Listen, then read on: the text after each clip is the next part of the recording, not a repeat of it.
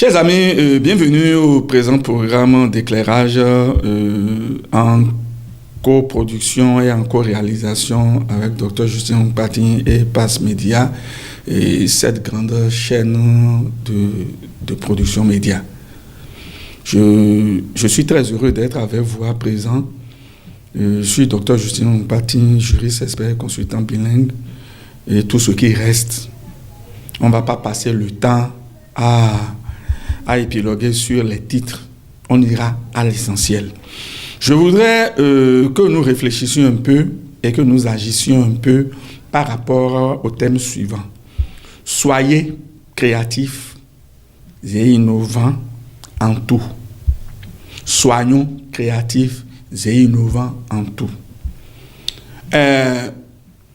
Je sais que depuis quelques années, le panafricanisme a repris son refrain. Je ne suis pas un acteur contre le panafricanisme. Et je suis même un défenseur du panafricanisme. Mais un panafricanisme actif, productif, créatif et innovant.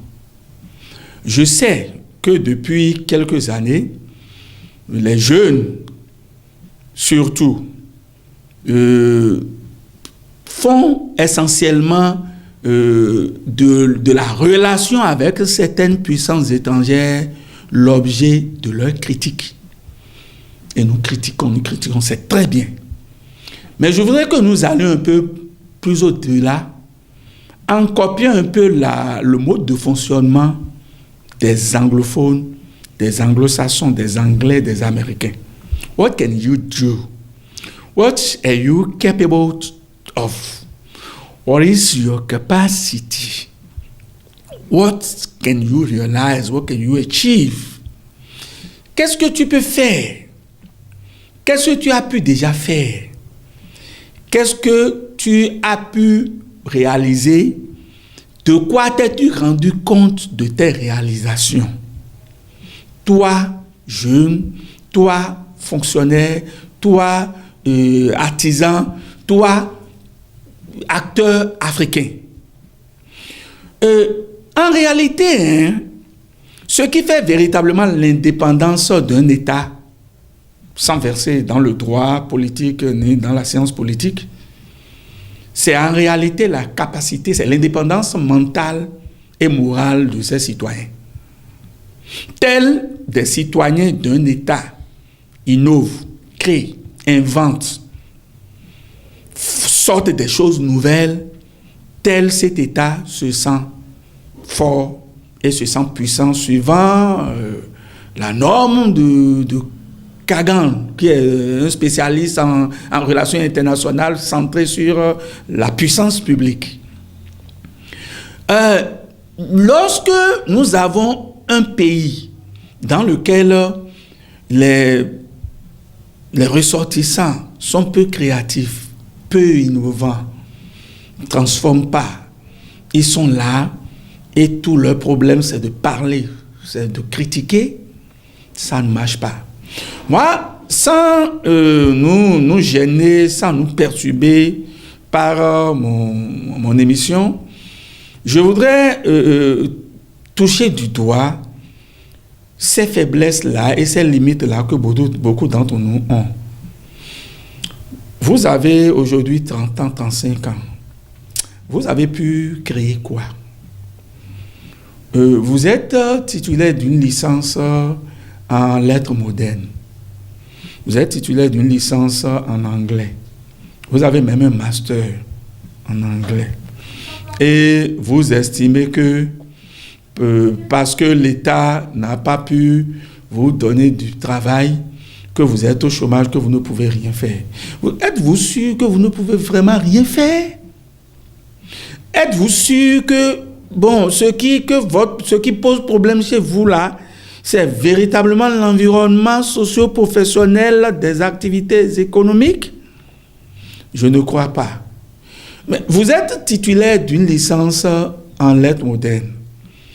Vous ne prenez pas un peu le temps à écrire un petit roman ou une petite nouvelle qui puisse aider vos jeunes frères qui sont derrière là à maîtriser le français?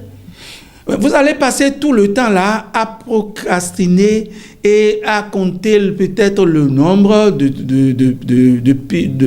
pièces de bois qu'il y a à votre toit, mais vous allez passer le temps à rester sous arbre et à déplacer vos chaises en fonction de l'ombre qui se dégage et en fonction de la position du soleil.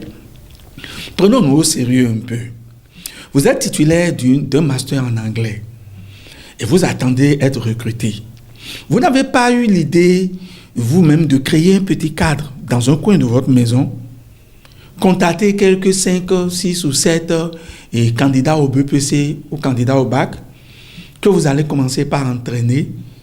La grammaire anglaise, et c'est peut-être des étudiants en première année, le listening comprehension, le speaking, par exemple le writing, le reading, les techniques de décodage d'un test anglais, ce que vous avez étudié jusqu'à avoir le master là, depuis 2 ans là, vous allez rester là à ne pas du tout mettre en œuvre ces compétences-là. Vous n'allez pas créer, vous n'allez pas innover, vous n'allez pas penser à comment faire.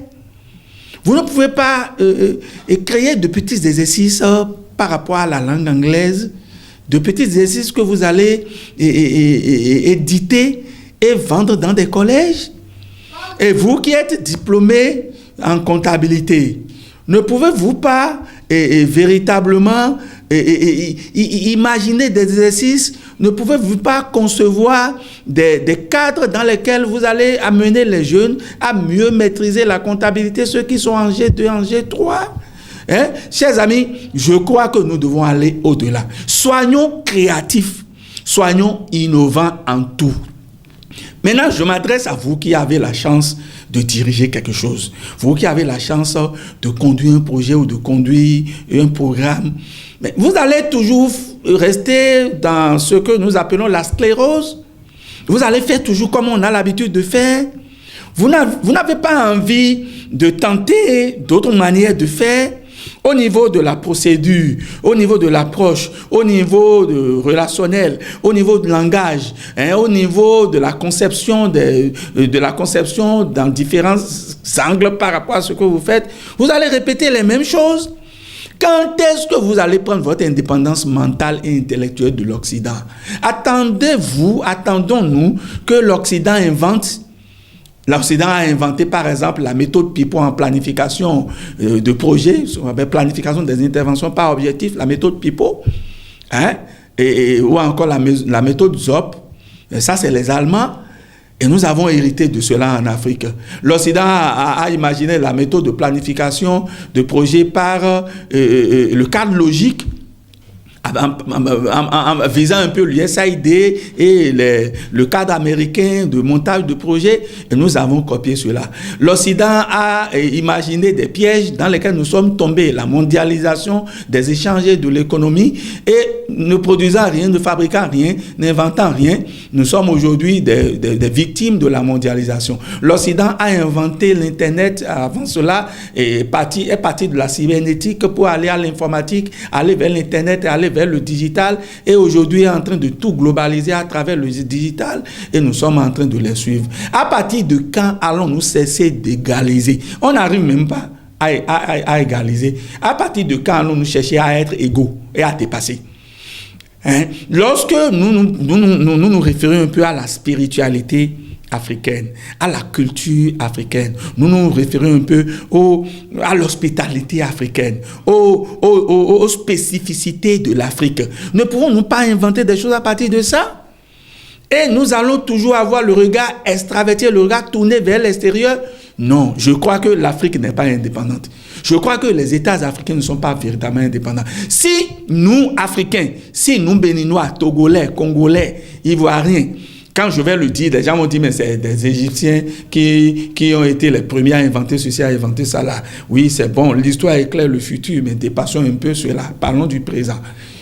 Vous ne vivez-vous pas de l'aide au développement? Vous n'êtes pas victime de l'aide au développement, chers Africains? Vous n'êtes pas victime du programme d'ajustement structurel? Quand est-ce que vous allez mettre en place, nous allons mettre en place des mécanismes, des dispositifs pour aider les Occidentaux, pour aider la France, aider l'Allemagne, aider les autres. Quand est-ce que nous pourrons aller coloniser ou tout au moins développer de l'impérialisme vis-à-vis des autres? Mais pourquoi pensons-nous dans notre esprit, comme c'est Jérôme Carlos, il revient encore, qui dit que mais on est d'abord pauvre dans l'esprit avant d'être pauvre au plan matériel.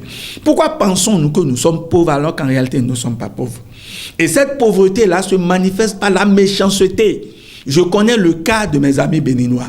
Le développement communautaire, les sociologues vont le dire mieux que moi, consiste à élever par le coaching, à élever celui qui est derrière vous vers le haut, pour qu'il puisse tirer ceux qui sont en bas vers le haut. Un peu comme ce que j'appelle le développement en escalier.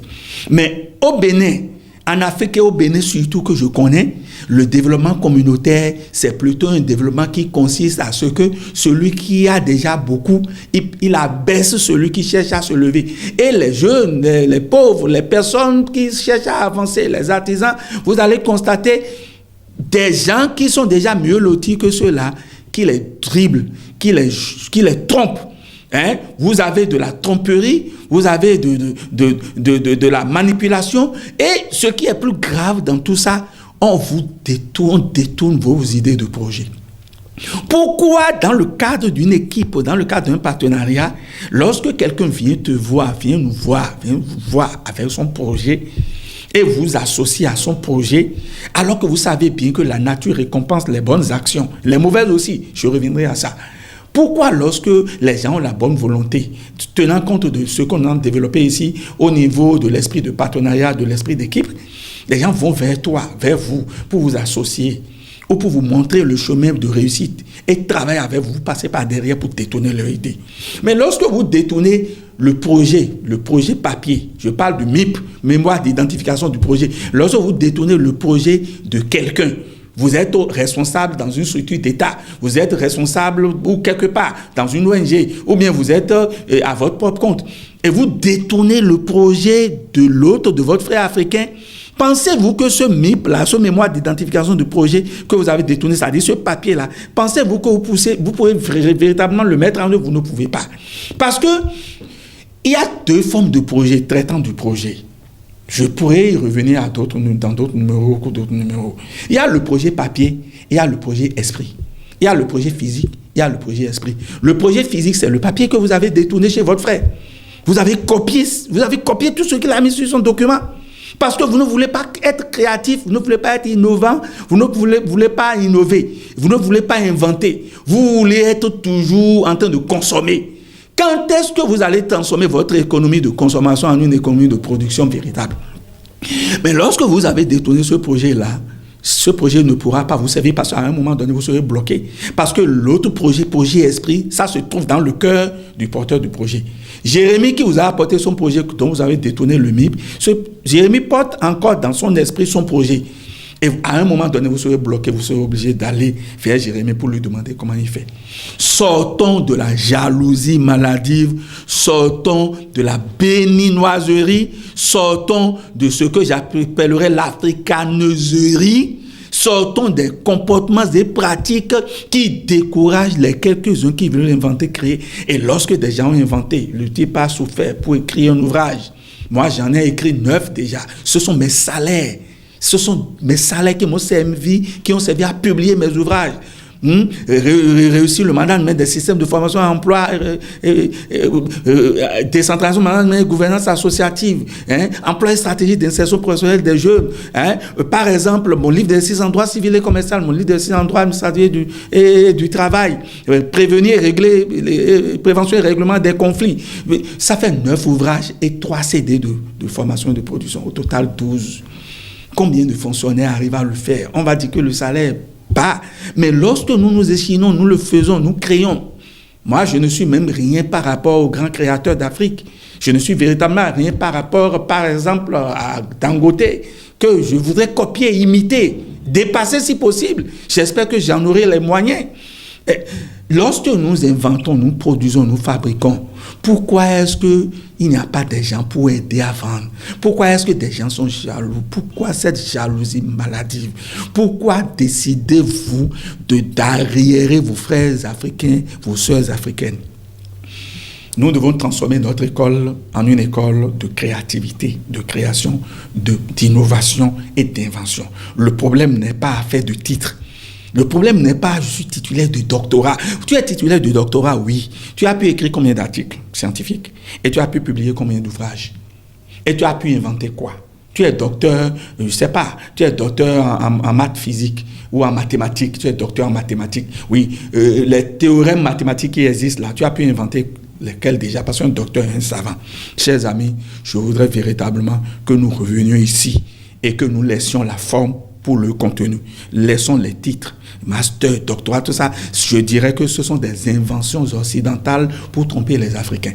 Allons au-delà de cela. Et je voudrais valoriser par ce numéro tous ceux qui sont modestes, tous ceux qui ont des diplômes modestes, les titulaires de BPC qui inventent, les titulaires de bac qui inventent, les titulaires de BTS, de licence qui font de leur mieux. Et exhorter ceux qui ont de grands titres, tels que le doctorat, le master, ingénieur, d'aller au-delà de la théorie et d'aller au-delà du savoir. Je vous remercie.